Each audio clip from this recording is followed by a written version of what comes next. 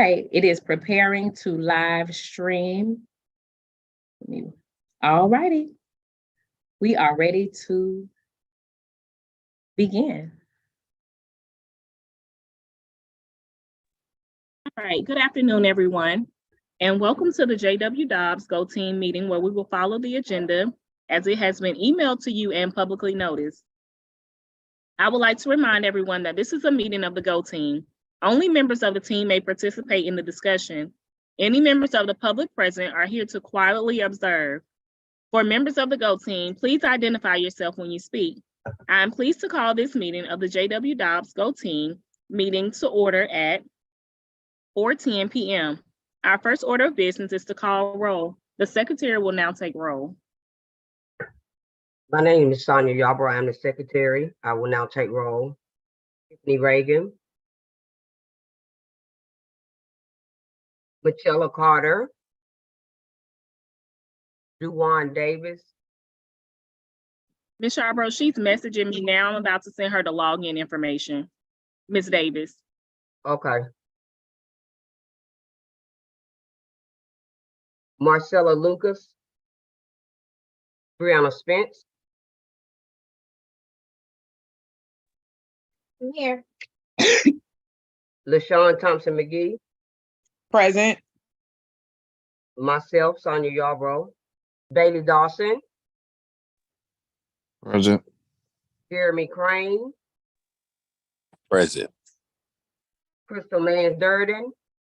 Present. And then I will go back to Ms. Duwan Davis.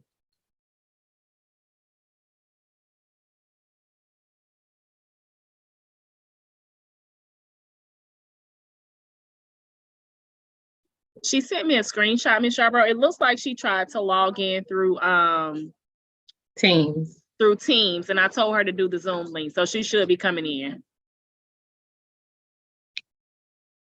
All right. The team will only be able to take official action if a quorum is present. Is there a quorum present, Madam Secretary? Yes, a quorum is present.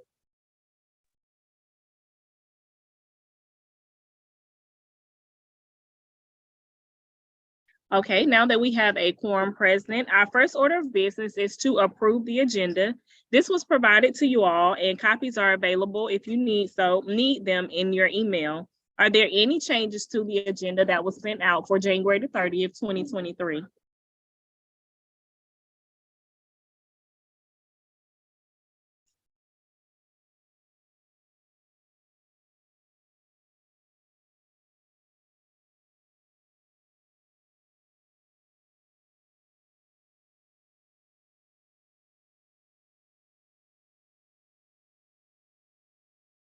May I have a motion to approve the agenda? I move to approve the agenda as written. A second? I second that motion. I second. All in favor, please say aye. Aye. Aye. Aye. All opposed, please say nay. Any abstentions? Okay, now we will move ahead and go ahead and review and approve the meeting minutes from our last meeting, which was held on December 14th, 2022. Please go ahead and take a moment to look over your meeting minutes. They have also been emailed over to you.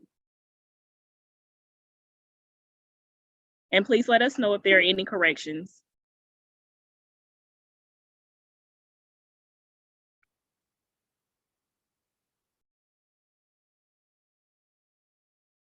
If there are no further corrections or any corrections at all, may I have a motion to approve the previous meeting minutes, please? Motion to approve the previous meeting minutes. A second? I second. All in favor, please say aye. Aye. Aye. All opposed, please say nay. Any abstentions?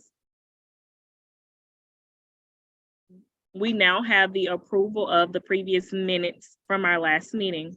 We will now move on to our action items, which are as follows.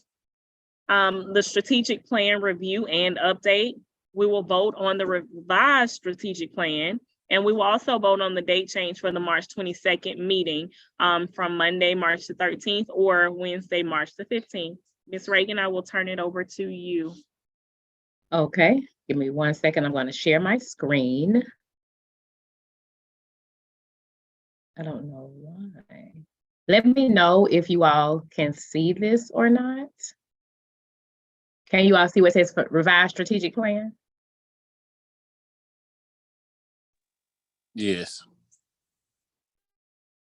I'm sorry, somebody was coming in. You all can see that. Yes, we Okay, can see it. so prior to at one of our previous meetings, we shared the strategic plan, and of course, the plan presents our priority goals, which are at the top, as you'll see the SMART goals. All of them, but the first two really state the increasing for ELA and math and proficiency, and the decreasing from the scores in the beginning. And then it discusses our average daily attendance increasing from 88 to 93%. Then we also had 5 strategic plans and 5 strategic priorities. And based on what we discussed, we talked about shifting some of those plans. So as you can see, I tried to leave, based on your commentary and what we developed in the last meeting, if you can I'll let you preview it. And what I did leave was says formally where it was, so you'll see where it shifted to. So you'll know that they were actually moved based on your feedback. So I'll give you a moment to review that. And essentially we moved up the priorities of increasing proficiency in math and literacy and attendance and staff instruction. So that's what you see there.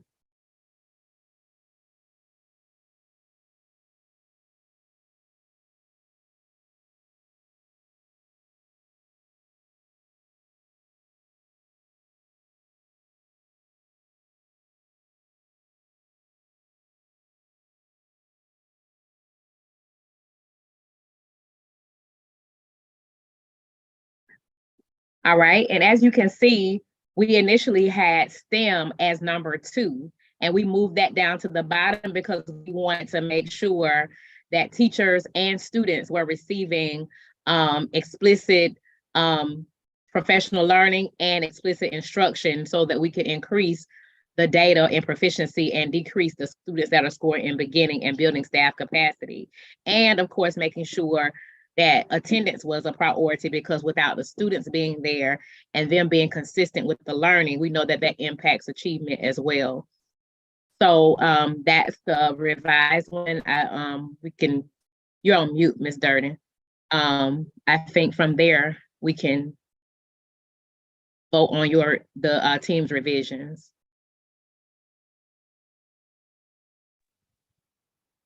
I move that we adopt and accept the strategic plan with the updated revisions. I second that motion.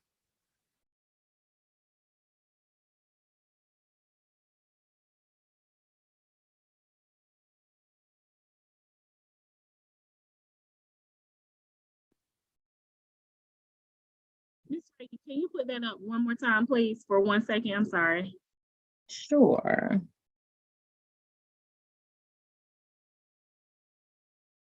And Ms. Spence also has a question on the floor. Ms. Yarborough, I'm not sure if you can see her hand. Before the motion was made, she had her hand raised.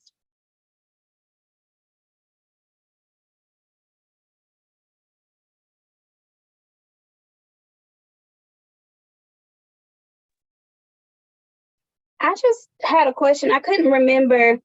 I felt like there was discussion on, oh, it's so small now. I'm trying to make it bigger. There was discussion on 3, where it was increased staff capacity and literacy instruction. I know we said the Rollins Center training, and that's for K-3. Did we decide to put anything in there for higher grades? I can't remember. I know there was discussion, but I can't remember if we said that we were going to add anything. I don't specifically recall us leveraging it out, but I know that will be taken care of with in 4B. And number 4, increasing staff capacity for data analysis and usage for instructional decision-making, because that will be whole school.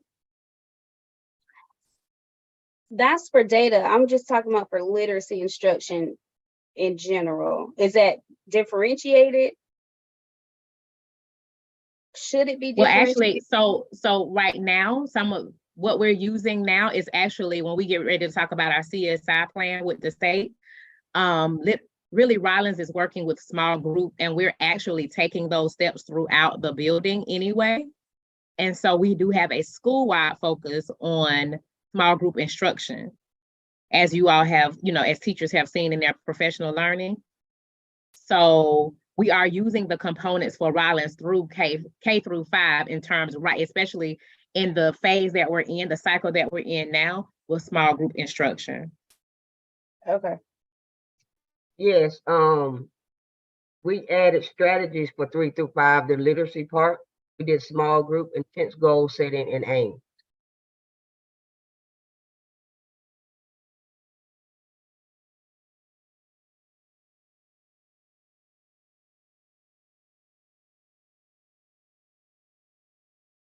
So these are the 5 strategic priorities that we will vote on today, and our budget will have to fit these 5 priorities, correct, Ms. Reagan? Yes. So we have to make sure that this is the order that we want the budget items to be prioritized as well, right? Because we have to make sure that the budget can accommodate these priorities. Yes. Okay.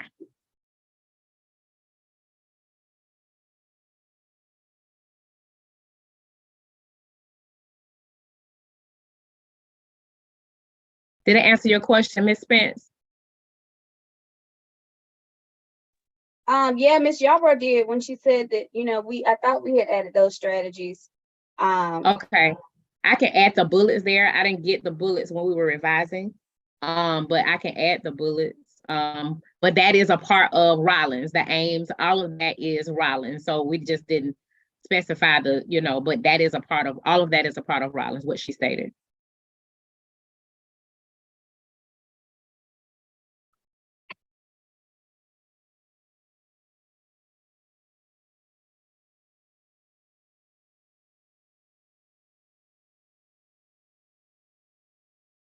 Okay, I think now Okay. we need to have another motion to approve the strategic plan after the discussion. Mr. Dawson, I think you had previously made the motion to approve it. If everyone is done looking or reviewing the strategic priorities. If there are no further questions, comments, or concerns, I would like to make a motion to adopt the revised strategic plan as written. Second.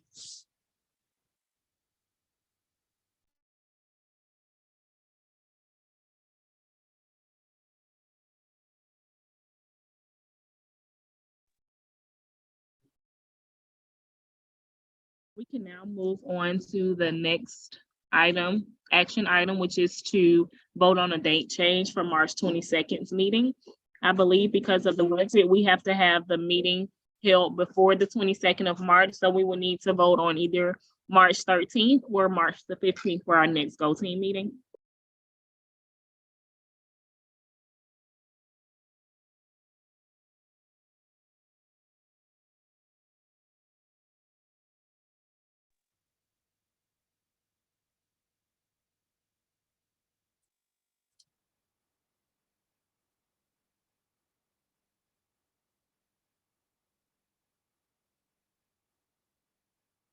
I vote for March 13th, that Monday. No, Ms. Spence, the next one will be, this is for meeting number 6 that we're voting on. It has to occur before March the 17th. So that's the one we're voting for. Not the next meeting, but the meeting after that. So meeting number 6. So does that mean meeting number 6 will now become meeting number 7? No, meeting number 6 date will just change. It won't be March 22nd. It'll be one of those proposed dates that I have below. And that will act as the final meeting? I'm not sure, because they do it, you have to have a minimum of 6. But for this year, they're encouraging us to have 3 data meetings, which would be today. I mean, I'm sorry, 3 budget meetings, which will give you a summary of introductory, so to speak, of the data. Then February 13th, discuss some things after we've given the budget, because we just got the budgets last week. And matter of fact, it was like on Thursday. And then the final, we have to have our, staffing conferences. So there are 3 budget meetings that the Go team has to speak on, but we have to have it done before the 17th is what they just informed us. And so we just have to alter that last date. Now, they do encourage us to kind of come back one time to just discuss like that after map data, after March, to come back kind of to discuss that data so you can see where we went from fall to winter to spring. So although we have a minimum of 6, they may encourage us to come back and have one more, which could be April or end of May, or even June. But it doesn't have to be right after this, since we are having 3 kind of almost, well, we'll have a month between meeting 5 and 6. But we'll have one, we can either do April or May later on. But this could potentially be the last meeting, because we only have to have a minimum of 6. So should we use the hand raise emoji to vote for a date? Are we count that way, or you have another method? I think you all can do that. I just need to, I can't see the hands because I got all these screens up. So I'm going to stop sharing if that's okay. So we're talking about Monday, March 13th or Wednesday, March 15th.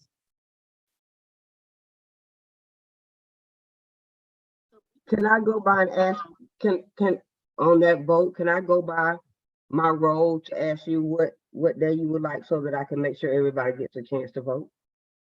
Sure. Okay, Miss Michaela Carter.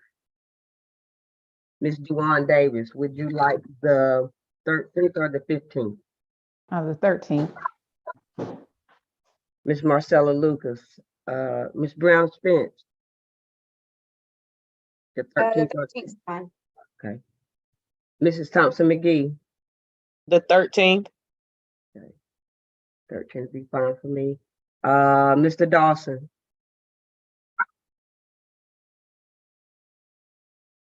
13. 13th, okay. Mr. Crane March 13th. and Miss Mandirty.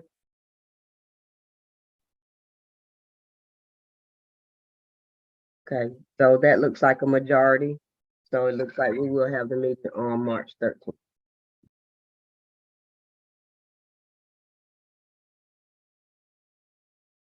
Thank you so much for that, Ms. Yapro. Now we will move on to, now that we have all of our action items, we will now move on to our discussion items, which is to review the budget development process. And we've already kind of reviewed and updated the meeting calendar if necessary to meet the timeline.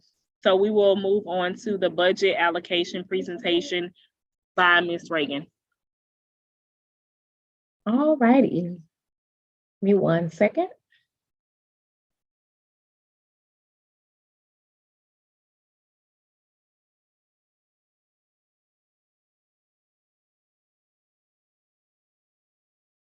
Y'all just let me know if you can see it, because for some reason it's flipping my screens or whatever, but can everyone see? I can. Yes. All right. So this is our budget presentation for the budget development process.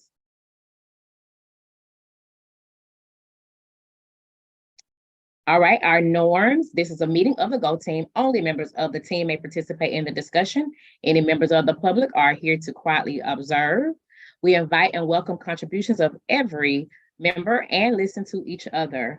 We will follow the agenda as noticed to the public and stay on task, and we will respect all ideas and assume good intentions. So for the Go team budget development process, we already know that we had our strategic plan. It's a roadmap and direction for everyone for the team. We talk about the direction, the priorities, the vision, the present, and the future. So there's a data review. We've done the strategic plan review. Now we're at the budget parameters and budget choices. So we are here in step 3, the initial budget session. And all of these are steps. I'll let you look at that for a second so you can see what the process is. So the next process, as you can see, I have to meet with my associate. We have to discuss staffing, increase whatever we plan to increase or decrease. And then I have to come back to you all step 5. And then we have to have staffing conferences. And then I have to have the final one with you. So this is that number 5 meeting on step 5, and that number 7, that's that number 6 meeting, just to kind of give you clarity. So what is the budget allocation meeting? The first Go Team meeting is when the principal will provide an overview of the budget allocation for Go Team members and the general public. Why? This meeting provides an opportunity for me and the Go Team to ensure the alignment on the school's strategic priorities and gain a deeper understanding. This happens between the end of January and early February. So my role is to design the budget and propose operational changes that can raise student achievement, flesh out the strategies, implement and manage them at the school level, and focus on the day-to-day operations, serve as the expert on the school, and hire quality instructional support and support personnel. The Go Team's role is to focus on the big picture, positions and resources, not specific people, and ensure that the budget is aligned to the school's mission and vision, and that the resources are allocated to support key strategic priorities. We have just discussed, this is our revised strategic plan, which we just looked at. And again, we have increased proficiency in literacy and math, increasing attendance, increasing staff capacity and literacy, and increasing staff capacity in data analysis and uses for instructional decision-making. And the last one is increasing STEM integration. So based on the parameters of our budget, for FY24, we said we wanted to increase student proficiency in literacy and math. Why? Because our strategic goals are such that we want to make sure we actually do that. And so we want to increase the number of teachers for the targeted small group instruction. That's something that is a reason why that's one of the ways we can do that as well. We also want to increase staff capacity in literate instruction. And the way to do this is because we need more staff supporting teachers. The principal needs extra support as well to free up time to have an instructional focus. So right now we don't have, because we have teachers that are absent, so to speak, due to sick reasons or FMLA, we have some of our teacher support inside of the classroom because we have not been able to find quality candidates. And some that we have found have still had some FMLA situations to take place. But we do need additional teacher support. So we can think about that in the budget, because right now we have one instructional coach and one master teacher leader. And right now the one master teacher leader is focusing on a very new 3rd grade teacher in math, and 3rd grade is one of our tested areas. We talked about in the plan increasing staff capacity and data analysis and usage for instructional decision-making. Like I stated, enhance teacher support to be able to assist teachers with data analysis that will impact student learning. So one thing we're focusing on at school is making sure that teachers understand what their data is, helping the students to understand their data so that they will be able to make better decisions in terms of what needs to be retaught, what needs to be actually taught in the classroom, and based on the weights of what's going to be tested, what we need to make sure we're making a priority as our power standards. Utilizing the data to meet individual needs of the students. Ensure that the students are receiving maximized opportunities for achievement and remediation. And one of our last ones was attendance, which is also in our short-term action plan for the state. Monitor the communication of parents of students chronically absent, and that will be pretty much done by our care team or our student attendance committee, because absent students are affecting the CCRPI, and the CCRPI is the state score, and it's affecting the impact of achievement. And so we want to make sure that we are also monitoring that piece, because after students are absent for a period of time, if they are consecutively absent, we can either withdraw them or have intense support with our social worker and our attendance secretary to make sure we try to find ways to reach the parents and or, you know, to make sure that the students come to school.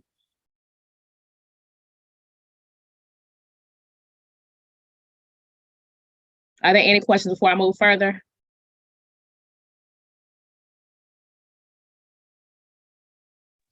No I can't- questions. No. Okay, because I can't see the chat. All right, so discussion of the budget summary. This budget represents an investment plan for our schools, students, employees, and the community as a whole. The budget recommendations are tied directly to the school's strategic vision and direction. This year, we stated that, I told you all that we were in they talked about the last 3 years for the CCRPI, where they calculated for the last 3 test years. The last time we tested was spring 22, and then they did not count the years in the pandemic. So the last years that were counted were 2019 and 2018. 2018, I was the assistant principal, and then 2018, I wasn't here when they took that test, and then 2019, that was the year I was assistant principal. So the 1 year, spring 22, is there under my direction, but the other couple of years were pandemic years and there was no test. So they did the 2018, 2019, 22 average to come up, and we, you know, based on that, it was under the 5%. So we do have state assistance, as I discussed with you all at a previous Go Team meeting. So the need for the state. So the state is working with us now, and they will be with us weekly. And so with that, with being a part of that turnaround with the CSI is what it's called, we get an extra amount of money. And so right now it says a proposed budget for the general operations of school is, and I'll show you the breakdown, $5,830,000 and $40. I'm sorry, $5,830,040. The investment plan for FY24 accommodates a student population that's projected for 318 students, which is a decrease of 9 students from last year, because last year the projection was 327. So going into, this is our school allocation, as you can see, based on what I've stated. So this is what we earned. So I'm not going to read each line, but as you can see, I'll explain. Each student is worth $4,582. So if you multiply 4,582 times 318, you come up with the allocation here. Can you all see my mouse moving? Okay. Yes. All right. Yes. So, gotcha. And so you have the grade levels here. It gives you the count of each grade level and the money that's earned on this side. I'm sorry, you have a poverty here, money for poverty. We have 170 students in EIP, which is early intervention. And based on those students that are in that, we get funding for that. We have 29 students in special education. And we have some funding for that. We only have 1 gifted student. And really, they give us sustainability money for that, just so we can have a part-time gifted lead. The gifted, that's where you come in for the gifted supplement, so we can assist that in paying for that gifted lead, because we don't earn enough necessarily for the actual teacher. You have 9 ELL students, which is English as a second language. For us being a small school, we get a supplement for that. Incoming performance, nothing for that. And I believe that was it down there. All right, this is additional earning for signature program for STEM. We earned $219,000. For turnaround, this is what I was talking about with the state. Since we are a turnaround school now, And in order to make sure that we are increasing our capacity in terms of student achievement and increasing how teachers, that making sure we have the support in order to do that, when you get when you have the turnaround status, which we really don't want, but it will help us to improve achievement. That's where the extra funding comes from, which is here. Then because we are a 100% Title I school, we have Title I monies, which is here for $240,000. We have to have 2% for family engagement, which is $6,000. And then we also get extra funding, which is another $175,000 for school improvement. And then they've just put in the district funded stipends, which teachers that do extra around like the grade level chairs get their stipends, comes out of here, which is something that the whole district does, and field trips. They give you money for that. And then so total FTE, here's your fund, and total additional earnings. So that's that total here in $5,830,000. Do we also, so for the last 3 years, we've also gotten CARES money. And I know on last year when we earned CARES money, we had a significant reduction in budget, and we were slated to lose about 5 positions. So what I did last year, in order to save some positions, I could not save all, we had to reduce, and I put most of them on CARES. Well, this is the last year for CARES. And so what I'm going to have to do, which we have been advised to do, is bring staff off of CARES, because if you're not going to have any money anymore in the CARES funding, and you won't have any positions, they won't have a job. So let me read the bullets for you. In addition to the general fund allocation, our school has been allocated CARES funding that must be used to support implementation of the school-based intervention block and other school-based needs as a result of the COVID-19 pandemic. Once the support needed to implement our school-based intervention block has been fulfilled, we can use the rest of the funds for other school-based needs that are a result. So this is basically was the money that the government gave for learning loss in the pandemic. But like I stated, they have advised us to not put personnel on CARES funding because it won't be there anymore. So if it's a teacher on there or a paraprofessional on there that we want to keep, if I have them on CARES and the money is gone, they won't have a salary. So I have to put those back into the general budget. Just want to give you all that information. And where you see unallocated is, where I have to spend the extra money. And just so you know, the average salary for a teacher is about $100,000. Not that the teachers would make $100,000, but it pays for their salary plus their benefits. So there's no extra money for teachers in there anyway.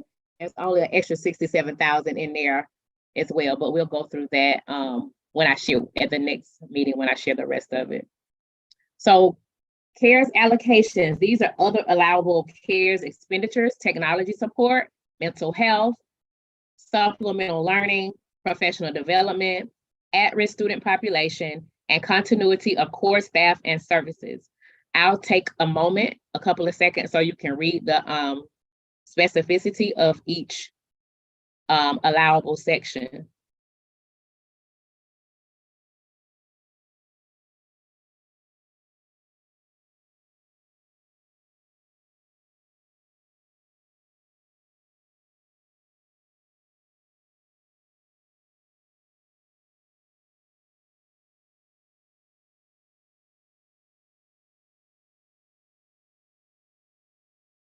So if some of you remember the year before last, we had tutorial where we paid teachers. That came out of CARES because we were trying to ensure that we had some extra time for children to be with teachers to receive some extra support. So we had the after school program, after school tutorial. We had to take it away, like I stated before, because we didn't have enough funding, which was this year. And so we had to, we saved teachers, and we voted on making sure we had allocation for personnel. If a few of you all can give me a thumbs up, and I can move to the next slide.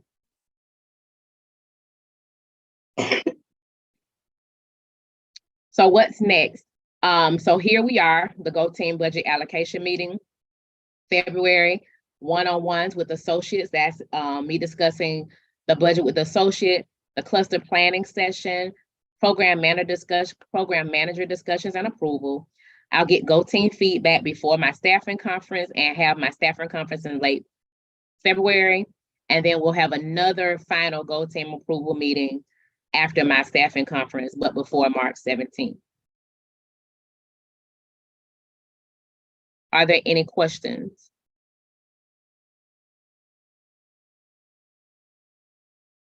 Are you talking, Ms. Durden? Yes, ma'am, I'm fine. I'm watching the screen. Okay, I didn't know if you were talking to me. So right now we just got a summary. I have not manipulated anything yet because like I stated, we just got it late Thursday. So I have to look at the priorities and try to determine what we need. And I've been thinking about some things that we need, and then I'll have to bring it back to you to see how would you all approve of that part. Ms. Reagan, this is Dwan Davis. I have a question. Yes, Could you ma'am. tell me, where do the funds for KMA come from? Is that included in this budget number, No, or ma'am. does that? Okay, so that That's comes a from grant. different That's source. a grant that was written. Dr. Champion wrote a grant, and we received the grant based on the items in the grant. So that's a federal grant funded program that has nothing to do with the school's budget. That's a whole Okay. separate budget. Yes, ma'am. Awesome. Thank you. You're welcome.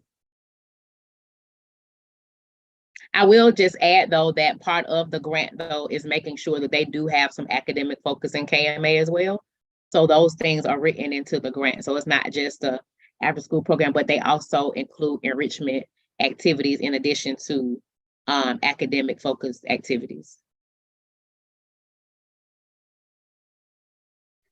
I have Thank a you. quick question.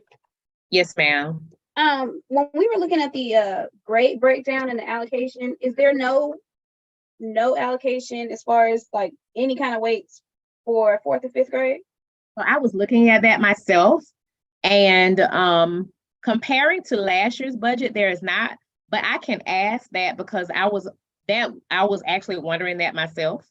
But I have not had time to digest it and ask anybody. So when I have my conference with the associate superintendent or with Mr. Wallace, who's over the budgets, I can get more clarity on that because I see, and then I do want to get clarity because I do want to make sure that there's not an error in here.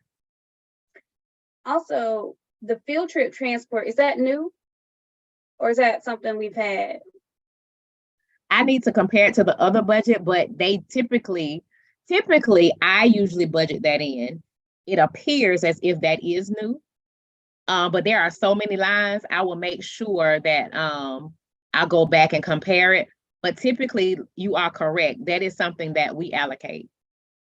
And it could be, I don't know if, I know I told some staff members, but it could be they want to give us money for that because the field trip miles per hour has gone up from $3 to $9 an hour.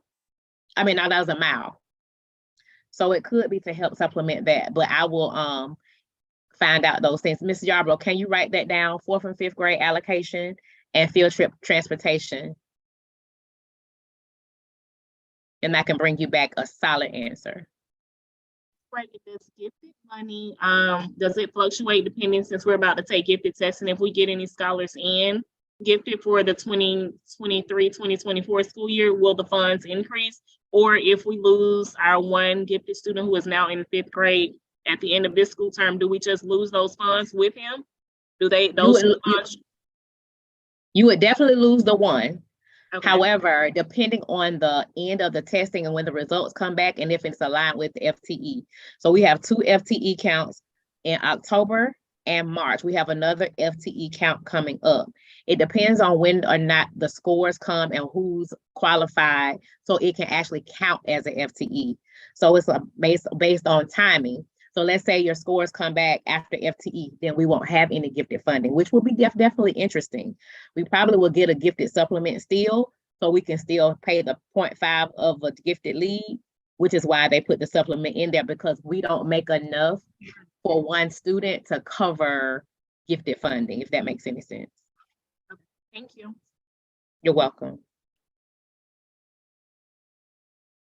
But if we increase our gifted population, and the hopes is if we can get some information, the scores before, if the same way we get the per pupil allocation, we will get per pupil allocations for gifted and more money for that if we had more students in there.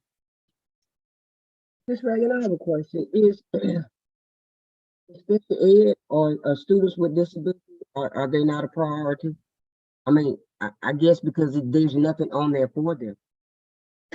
So special ed is kind of, they have their own funding. Okay. They have, yes, they have their own, I don't pay for anything special ed. Special ed has their own fund. They just give us an allotment based on the number of kids.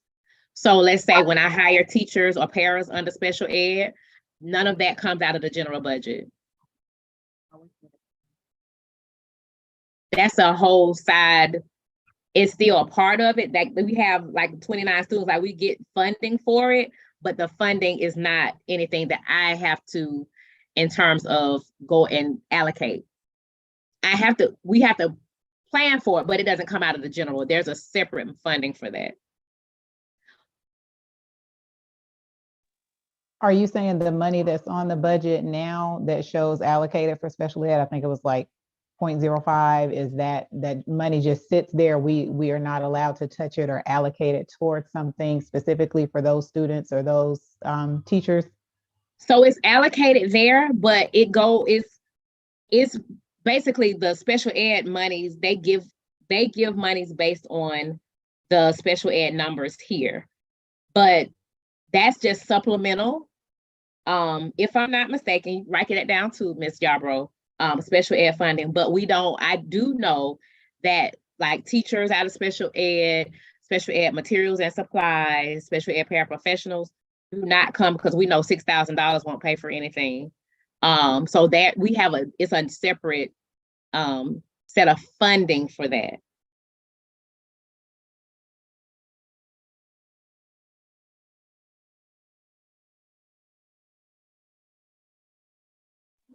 Ms. Reagan, this is Dwan again. I have another question for you. The turnaround problem. funds that we have, Yes, ma'am. are there going to be, I guess, more stipulations, or are they telling us certain things that we can and cannot do? Is there any guidance for those funds, or kind of like what you posted for the information as it relates to CARES? Is there something similar for the turnaround funds and how that money has to be used? So this is my first year with turnaround. That's why we have to have meetings with my associate. And I'm also working with Mr. Larry Wallace, and the Department of Innovation and Design, and they are over turnaround. And so I have to have additional meetings with them. I'm sure there are parameters for what you can and can't do. There is some guidance. And so I'll meet with them to discuss that. And then I can, on our next, that's why we have to have 3 meetings, so I can come back and give you all some extra information. But like I stated, this is my first year with turnaround. And so some of the guidance on that is new for me. So I will be working closely with the departments and my associate Sue to make sure that our turnaround funds support what we say on the strategic plan. So I can bring that back to you.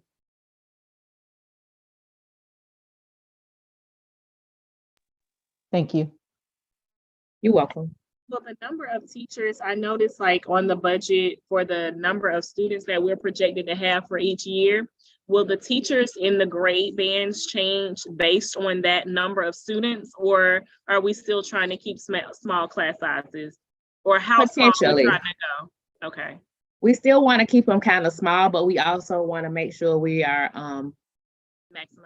maximizing what we, based on, so we don't want to have, so really even now we can have larger class sizes, but that's not beneficial for learning. So we want to keep the class size, I think, between 15 and 20, no more than 20 or what have you. But let's say we have a 4-man team in first grade, and now that those kids are matriculating to second, quite naturally, we may have to put an extra one on second because that number of students will be going up. So they still may shift a little. Does that make sense? Yes, I was asking because like with kindergarten, even though they're new to the school, but if we're only slated to have maybe 50 kids, would we necessarily need 4 kindergarten teachers with 50 kids, with it being 2 adults in the room with kindergarten? Potentially not. Okay. So that may change as well. Okay.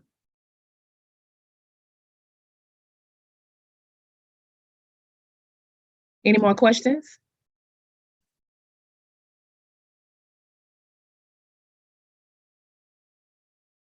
If there are no other questions about the budget or our discussion items, which is the review of the budget development process and the budget allocation presentation, we can now move on to our information items, which is our principal's report, which she will speak about the Tech Fair, Science Fair Spelling Bee, Family Engagement Night, and the Helen Ruffin Reading Bowl. So Ms. Reagan, it's back on you again. Okay, give me 1 second. My computer is about to die, so let me just plug it in, guys. Give me 1 second.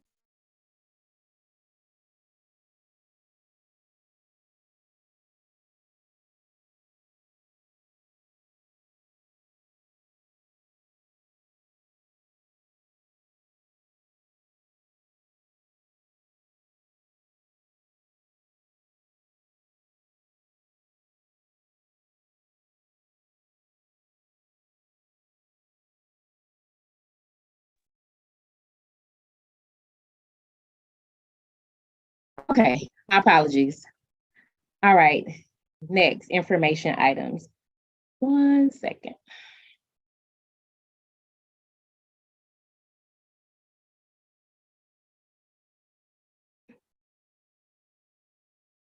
All right, so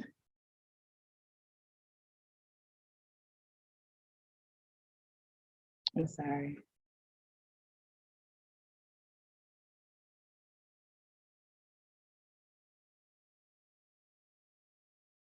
All right, guys, can you see that? So I didn't add any student names, but I did want to just give you all some information. We've had a lot going on. We've had our tech fair, and we had a few winners in there. We had teams of students and individual students. So as you can see, we had 2 students as a team from 3rd and 4th grade that received 2nd place in video production. And then we had an individual 5th grade student to have 2nd place in robotics, and a 5th grade student to place 2nd in graphic design, and 2 5th grade students, which were a team, to place 3rd in the tech fair and robotics as well. We also had 3 science fair winners. All of them are going to the district award ceremony, and they all placed 2nd on their science fair. And we had 1 spelling bee winner that placed 2nd in the district spelling bee. I'm not sure. Our academic family engagement night, which was our sip and paint, which was a success. I tried to just put together a little collage. Basically what you see is the first part of the afternoon or evening. We had teachers conferencing, and students were leading the conferences, talking about their goals, what they score and where they want to go, and talking about their plan of action, and discuss that with their parents. So this is just a snippet of a few of the teachers having conferences with their scholars. I'm sorry. We also had a board member present, and the 2 bottom pictures to the right were actual pictures from our sip and paint. And so it was just a fun activity and a fun time for parents to get together with their scholars and do something fun and creative. And I think we had at least 40 parents there that showed up to academic engagement night. Let me look at the agenda. I can't remember what you said next. What was next? Your Helen Ruffin Reading Bowl. Oh yes, that was this Saturday. I do not have the results. I apologize for that. We did have a team that participated. I had a funeral this weekend. I had unexpected death in the family. Was not unexpected, but I had a funeral this weekend, death in the family. So I was unable to get with Dr. Tyson this weekend, as I was with family this weekend. So I will give you the results of the Helen Ruffin Reading Bowl at the next meeting.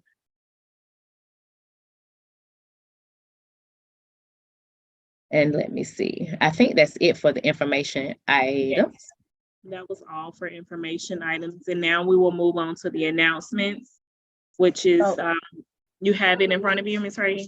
Yes, I see it now. You can announce it if you like. Okay, we have our announcements are as follows. We have our Black History Program that is coming up on February the 17th. We are allowing parents to attend the Black History Program and will also be streamed live on our YouTube platform. We will also be taking our BAS behavior assessment through the window of February the 6th and the 3rd. Ms. Phillips has already sent home the information to our parents in our Thursday folders. We will be taking Right Score assessment for grades 3 through 5, February the 27th through the 17th. I believe we will be taking the narrative writing assessment because we just finished with opinion writing. And lastly, gifted testing. Our gifted testing window for our scholars will be February the 15th through March the 31st. And this test for the students that are being tested for gifted was pulled based on their MAP data. They had to score above the 85th percentile in order to be pulled for gifted testing.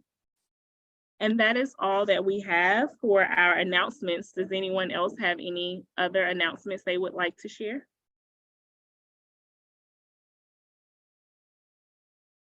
We do have an option on our agenda for public comment if we have any visitors on our Go Team meeting today.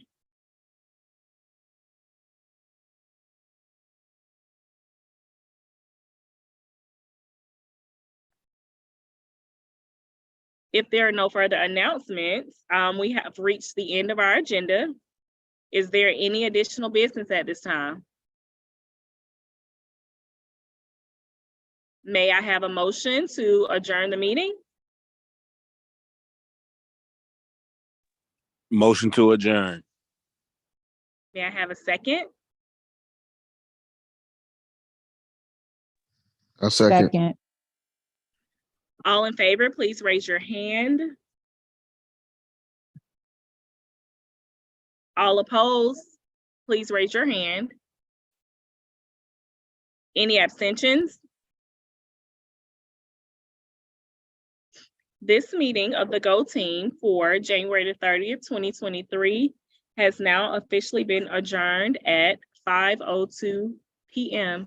You all have a safe evening. Thank you, Thank everyone. you.